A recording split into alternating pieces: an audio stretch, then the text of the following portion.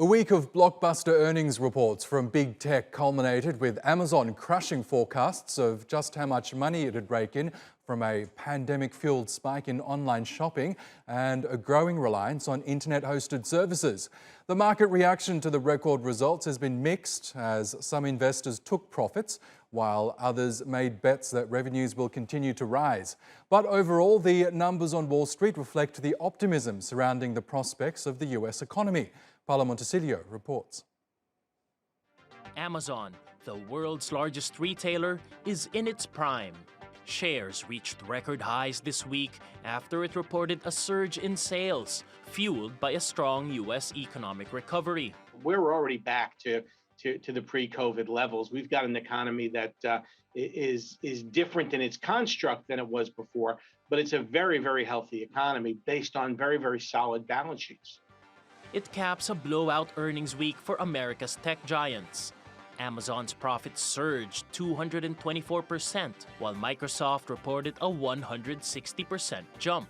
Earnings at both Apple and Facebook doubled in the January to March period, and Google parent Alphabet's grew 44%, while Twitter swung to a profit of $68 million from an $8 million loss in the same quarter the previous year.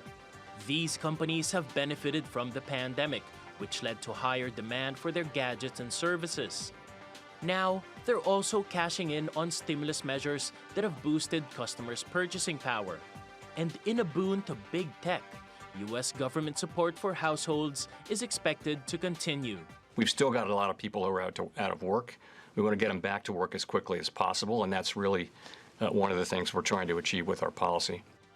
Apple and Alphabet declined to give a forecast for the year, but Amazon, Facebook, Microsoft, and Twitter expect strong growth in the coming months as the world's largest economy and other major markets emerge from the pandemic.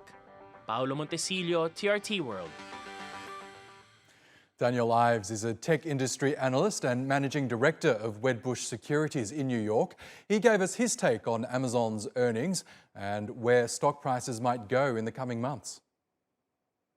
Yeah, they were off the charts, especially when you look at cloud. I mean, AWS cloud, that's a big part of the valuation, and that accelerated. And I think it just shows we're in the middle of this $2 trillion digital transformation, combined with what you're seeing on advertising and the whole moat with e-commerce.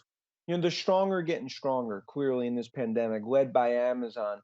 Now, investors need to be convinced there's some sort of sustainability and how to pull forward. That's why these stocks continue to, I think, have a bit of a headwind. You're going to see moderating growth, especially on some of the COVID poster childs, the Zooms, the Amazons, the Facebooks.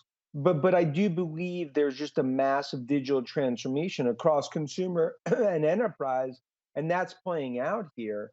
And I think the stocks are starting to digest that. But I also believe the street's underestimating what growth's going to look like in what we still view as some sort of semi-remote hybrid, where 30 to 40% of the workers will be working in some sort of hybrid fashion. Well, I don't think we've seen the peak. I still think we look at a NASDAQ 16,000 end of the year, but investors are skeptical. They feel like you've hit peak numbers and you're not going to pay a higher multiple if growth's coming down over the next year or two.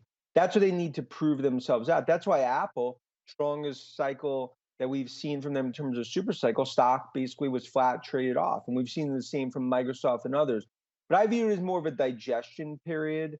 And I still view this as one to prove me, to show on the other side of a vaccine that the growth's going to continue to be very strong. And I believe it will be.